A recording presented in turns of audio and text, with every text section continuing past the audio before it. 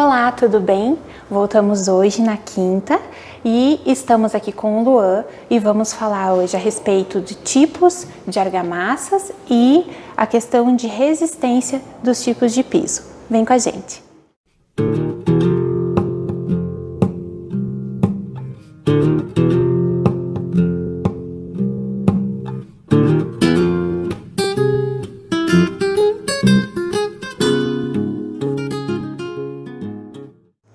Luan, então fala pra gente um pouquinho qual que é a questão de diferença de resistência de piso, que a gente ouve falar sobre do PI, e aí tudo, o PI mede tudo, mede só um tipo de revestimento? Então, o PI basicamente ele é usado para medir a resistência à abrasão do esmalte do produto, não como o produto como um todo. Ele não mede a resistência mecânica, por exemplo.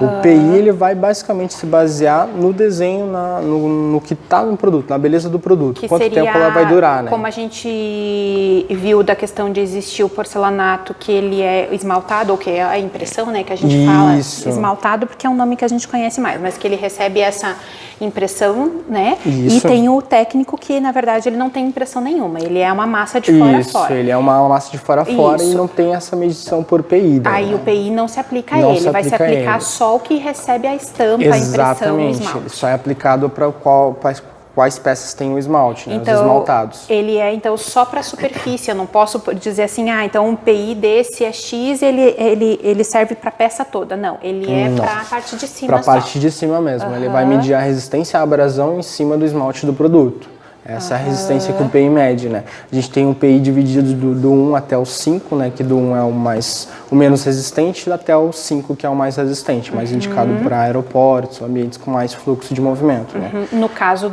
se eu for escolher um esmaltado, daí seria para quanto mais movimento, ele não tem a ver, na verdade, com o peso, então com a força que eu vou aplicar. Ele tem a ver com a tração que eu vou aplicar em cima dele. Exatamente, com a tração que é aplicada em cima do produto, né? A abrasão que é aplicada em cima do produto. Ele vai medir essa resistência em cima do produto.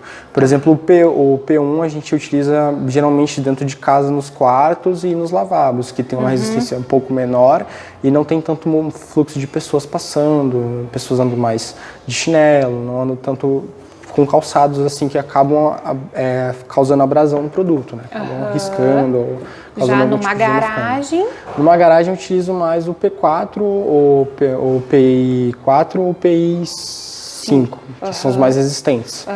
Daí eles têm uma resistência à abrasão maior, eu posso utilizar tranquilamente. O pessoal utiliza bastante o P5 também, como eu disse, em aeroportos, né? Tem bastante resistência. Sim, fluxo que é um de movimento pessoas muito grande. Muito grande, né?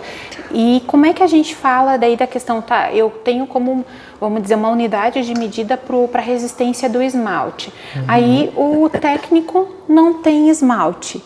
E como é que se mede a resistência dele? Tá no quê? Cada marca ela mede essa resistência de uma maneira diferente. Em algumas marcas a gente tem ela separada por G, né? G1, G2, G3, que geralmente eles especificam e deixam especificado já para qual área que deve ser utilizado. Se era para externa, rampas, local com declive de altura, assim como rampas, né? Aí eles se indicam justamente com essas. Cada marca especifica de uma maneira diferente, né? Não tem um padrão assim em cima disso. Tá, mas aí é interessante porque independente dele ser técnico, ele também vai ter especificação para aplicação. Não é porque ele é técnico que eu posso sair aplicando em qualquer lugar e a resistência é a mesma em qualquer um. É sempre importante ver que existe diferença, não é o fato de ser técnico que ele vai ter uma resistência. O técnico ele tem uma resistência muito superior, justamente por ele ser uma massa única, né? Ele já não tem a questão do esmalte, só que ele também tem que verificar a resistência mecânica dele, né? Que daí seria da peça. Da peça em si, quanta força exercida sobre ela aguenta, né? Porque eu não posso colocar uma peça que não suporta, por exemplo, carros, movimento de carros, numa área que passa carros, né? Acaba trincando a peça, lascamentos na peça acabam ocorrendo daí, né? Sempre traz problema, sempre tem que verificar isso para qual ambiente vai ser utilizado e utilizar a peça correta, né? que a marca E isso indica. é fácil da gente ver onde, por exemplo, eu estou indo sozinha, não tenho um profissional que está me acompanhando, eu vou numa magazine, às vezes, e vou ver lá um produto exposto. Como é que eu faço? Onde que eu vejo a especificação desses produtos? Geralmente nas etiquetas dos produtos se encontra essa especificação para áreas de uso, né? Como nessa peça aqui a gente já tem também umas áreas de uso, para onde que deve ser utilizado. E também no site dos produtos eles dizem bem especificado para qual área você deve utilizar o produto. Lá no site já deixa especificado também o PI, né, que é a resistência do esmalte do produto. Eles deixam tudo bem certinho para o consumidor mesmo. Que daí isso também, a aplicação correta conforme essa especificação vai interferir automaticamente também na garantia se alguma eventualidade acontecer. Não é só porque eu achei bonito, porque ele tem uma certa resistência, mas de repente ele não tem a resistência para aquilo que eu quero aplicar. Realmente, existem casos que acontecem esses casos que acontecem mesmo, de pessoas pegarem peças que não são para aquela determinada área, utilizar, dar problema, acionar assistência, a assistência vai na obra, verifica o que está acontecendo e dá o laudo que é inválido mesmo a reclamação porque o cliente utilizou uma peça que não deveria ser utilizada naquele local. O local inapropriado. Exatamente. Né? Ou a peça está inapropriada ou o local está inapropriado. Exatamente, tem que ser verificado isso com muita minuciosidade. E na questão que a gente está falando de resistência também, como é que é a questão de argamassa? O que é certo, o que é errado de argamassa, o que existe? Não sei se a argamassa que eu aplico, por exemplo, para um azulejo, que é a cerâmica, é a mesma de um porcelanato, se existe diferença de uma argamassa para um porcelanato esmaltado, para um que é técnico, como é que funciona? Então, a argamassa da cerâmica para o porcelanato são completamente diferentes. O porcelanato eu já não tenho porosidade nenhuma no produto. Já na cerâmica, ela é uma cerâmica... Que é o azulejo, o azulejo ele é mais poroso. Eu utilizo argamassas de colagem mecânica, né? Porque eu dependo dessa porosidade para a colagem mecânica funcionar, para adentrar dentro do produto para fazer essa colagem. Já na resistência química, na colagem química, eu utilizo em porcelanatos, né? Que daí fica mais fácil para aplicação. Se eu for utilizar uma argamassa de resistência mecânica, de colagem mecânica, num porcelanato eu vou ter um problema. Que é o que às vezes a gente vê que a peça descola. Exatamente. Porque como a gente teve vendo a questão, a gente fez até o teste com a água de um azulejo, de um porcelanato e viu a questão de porosidade. Como no porcelanato ele não tem essa porosidade, acaba que precisa de um produto, como tu falou, químico, que ele vai talvez reagir com a peça para que venha a segurar ela. Exatamente. Essa colagem é a química que a gente chama da peça, né, que são exclusivas mesmo para o porcelanato. Não tem necessidade de utilizar uma dessas num produto poroso, né? Tanto é pela questão de preço também, de valores, né? Que acaba ela é mais cara bastante. de porcelanato. Isso, de porcelanato geralmente vai ser mais cara por causa desse aditivo químico, né? Tá, mas aí pro porcelanato esmaltado e pro técnico é a mesma? A mesma, só que depende bastante do formato, porque eu tenho classificações de argamassa, né? Daí eu tenho que utilizar uma argamassa, quanto maior for o formato, mais resistente, a resistência de colagem tem que ser maior na argamassa também. Então eu vou pegar uma peça de 60 por 60, uma de 80 por 80, e aí tem umas que são mais de 1,20 m, até que são grandes. Conforme o tamanho, o formato seria isso, o tamanho delas, isso? Exatamente. Aí eu preciso de uma argamassa mais resistente para uma peça maior, isso? Exatamente. A partir de 1 por 1, a peça 1 por 1, é indicado já a gente utilizar a argamassa de super formato, né? Que são aquelas argamassas mais resistentes para grandes formatos mesmo. Hoje em dia se utiliza bastante aquelas peças de 3 por 1,5, 3 por 1 e 20 por 2,40, que são aquelas gigantes mesmo, o pessoal faz bancada. Nessas peças a gente utiliza sempre as superformatos, porque elas precisam mesmo de uma resistência maior, né? Uma colagem maior na peça. E a questão de aplicação é a mesma coisa, né? Para quem está em casa, não é bolota. Não, a aplicação é a mesma coisa. Tem que fazer certinho lá, o contrapiso tem que dar uma regularizada também, deixar ele certo, né? Não deixar uma coisa... Por exemplo, tem pessoal que utiliza também a questão da argamassa piso sobre piso, né? Que tem que ser bem estudado para fazer o projeto, porque muitas vezes tem que utilizar aquela argamassa especial que é própria para o piso sobre piso, né? Fazer uma regularização também do piso, tirar todas as impurezas, não deixar nada, nenhum cisco, deixar bem limpinho para fazer a aplicação em cima do outro piso. Mas aí como é que funciona? Por exemplo, vamos dizer que eu tenha um assim brilhante, né? Que parece o gloss, que é bem polido. a piso sobre piso vai assentar normal nele? Tem que fazer alguma coisa? Ou, por exemplo, porque vai ter a possibilidade de ter um externo, que ele é super rústico, né? A aderência dele é bem diferente. Até olhando de fora parece assim, não, vai segurar melhor porque ele é crespo mesmo. E aqui bem liso. Tem diferença na hora do tipo de material que já está aplicado? Tem diferença sim. Com uma polida eu vou ter um trabalho a mais para fazer essa aplicação, porque realmente o polido traz essa superfície mais lisa, né? Ele não tem tanta superfície de contato assim para fazer a colagem da peça, né?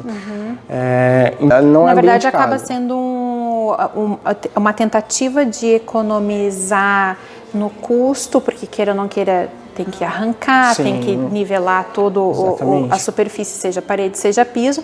Aí normalmente o pessoal quer ir para piso sobre piso para economizar nessa parte. Economizar a mão de obra, né? De repente acaba saindo mais caro. Acaba saindo até um prejuízo muitas vezes, porque muitos dos profissionais que realizam a questão do piso sobre piso não estudam muito o projeto a fundo, né? Porque muitas vezes acontece várias e várias vezes a gente recebe reclamações e realmente de colocação errada, né? Não faz a dupla carga de massa também, porque precisa realmente de uma maior quantidade para ser aplicado no piso sobre piso. Tem que ter uma resistência maior, né? Uma colagem maior. E a questão que eu sempre pensei no piso sobre piso, por exemplo, normalmente se eu já vou aplicar algo sobre o que existe, que a gente fala piso sobre piso, mas não é necessariamente piso, pode ser parede também, né? É um imóvel que já está há um tempo ali, que ele já existe, então aquele imóvel já teve um trabalho, porque sim, a obra ela trabalha com o tempo, né? E aí já tem aquele revestimento já trabalhou, e aí de repente e normalmente ele tem um coeficiente de dilatação diferente daquele que eu já vou estar querendo aplicar sobre ele. E aí tem a massa na verdade vai virando um sanduíche de camadas. Sim.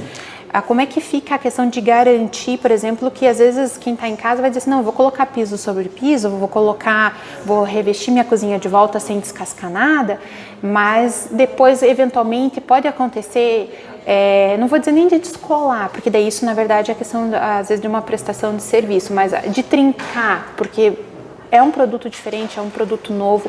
Existe uma probabilidade maior de trinca na piso sobre piso do que se eu descascar e fazer a parede de volta?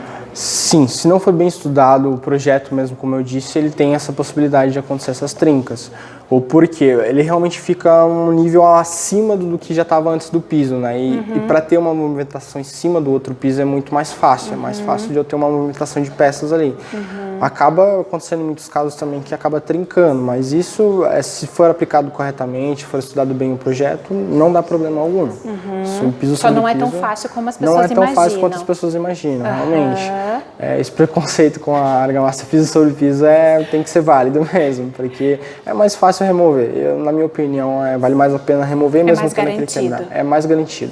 E também você não tem problema de desnível, né? Muitas vezes acaba fazendo piso sobre piso sem contar com a outra camada que vai ficar mais acima, né? Aí fica uma camadinha ali e acaba em cantos de porta. Já vi cliente que fez piso sobre piso e não conseguia mais abrir a porta. Aí vai lá, cepilhar a porta, daí desmonta, daí faz caixilho tudo de novo. Exatamente.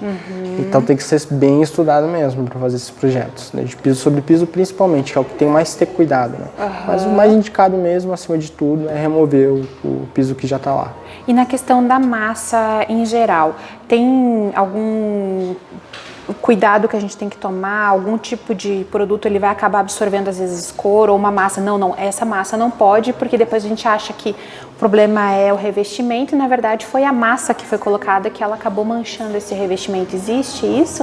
Que produto natural tem muito disso, Sim, acontece. O que é o problema? A gente muitas vezes indica para peças com fundo mais escuro, argamassa cinza. Essa argamassa cinza ela tem um tempo de secagem maior, ela demora um pouco mais para secar, mas ela é mais indicada para essas peças com fundo escuro, porque a peça às vezes pode absorver mesmo, como você disse, e acabar manchando, se for uma peça clara e eu colocar uma argamassa cinza. Agora, se eu vendo uma peça branca, uma peça mais clara, a gente realmente recomenda para o cliente comprar a argamassa branca, porque se absorver não tem essa chance de manchar, né? A argamassa branca, ela vai ter um tempo de secagem também menor do que a cinza. E também é mais indicado para as peças mais claras, né? Como eu disse. Legal. Ficamos hoje então aprendendo um pouquinho mais sobre resistência e argamassa. Até mais!